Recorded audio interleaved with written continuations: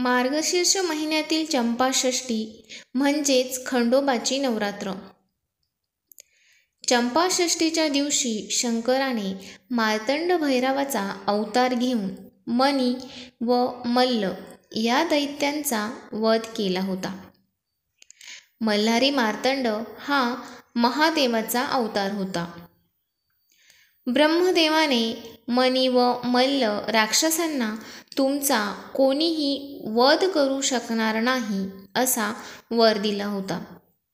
त्यानंतर मनी आणि मल्ल या राक्षसांनी लोकांना त्रास द्यायला सुरुवात केली। त्यानंतर या त्रासाला कंटाळून ऋषीमुनींनी देवांकडे मदत मागितली।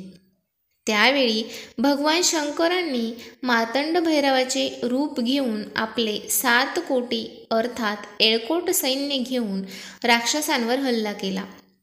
त्यानंतर मार्तंड भैरवांनी मनी राक्षसाची छाती फोडून त्याचा पराभव केला।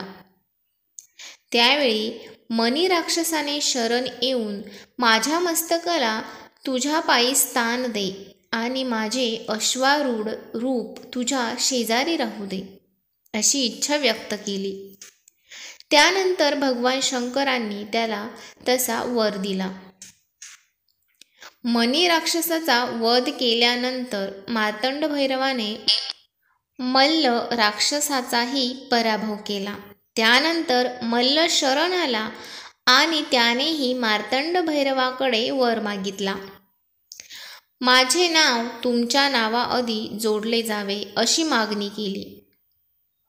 त्यानंतर मार्तंडाने मल्ल राक्षसास आशीर्वाद दिला आणि तेव्हापासून मार्तंड भैरवांना मल्हारी मार्तंड असे म्हटले जाऊ लागले।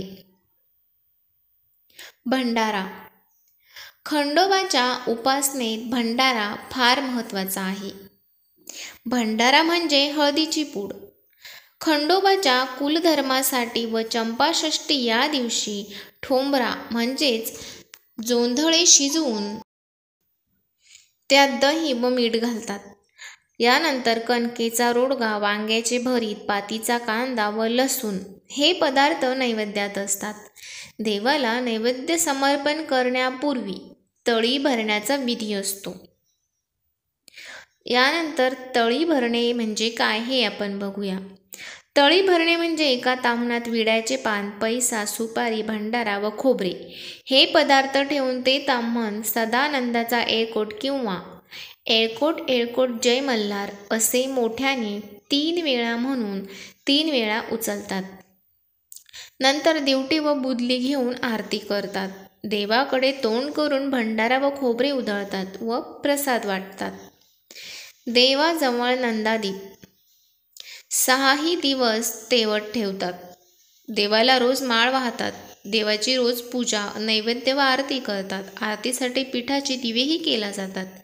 6 दिवसांपैकी एका दिवशी तरी उपवास करावा। मल्हारी महात्म्याचे, मल्हारी स्तोत्रांचे श्रवण नवरात्राच्या ह्या दिवसात फार फलदायी होते। महानैवेद्य। सटीच्या दिवशी पुरणपोळीचा नैवेद्य, वांग्याचे भरीत, बाजरीचा रोडग्याचा नैवेद्य दाखवतात। खंडोबाच्या नैवेद्याला चतुर्मास सोडून 8 महिने वांगी चालतात। महाराष्ट्रात चतुर्मासात कांदा, लसूण, वांगी वर्ज्य असतात। कांदा फक्त चंपाषष्ठीच्याच दिवशी चालतो।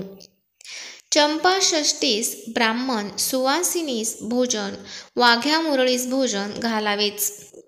भोजनानंतर त्यांना पानविडा, दक्षिणा देऊन नमस्कार करावा। तसेच खंडोबाची वाहने कुत्रा व घोडा यांनाही खाऊ घालावे। सटीच्या दिवशी देवासाठी तेल व नैवेद्य नेतात। जेवण मांडले की घरातील सर्वजण ब्राह्मण वाघ्या मुरळीकडून वारी खंडोबाची म्हणून त्यांच्या पानातून पुरणपोळी घेतात आणि ती प्रसाद म्हणून खातात। तुमच्याकडे चंपाषष्ठी कशा प्रकारे साजरी केली जाते हे कमेंट करून नक्की सांगा आणि व्हिडिओ आवडला असेल तर लाईक, शेअर आणि सबस्क्राईब करायला विसरू नका। धन्यवाद।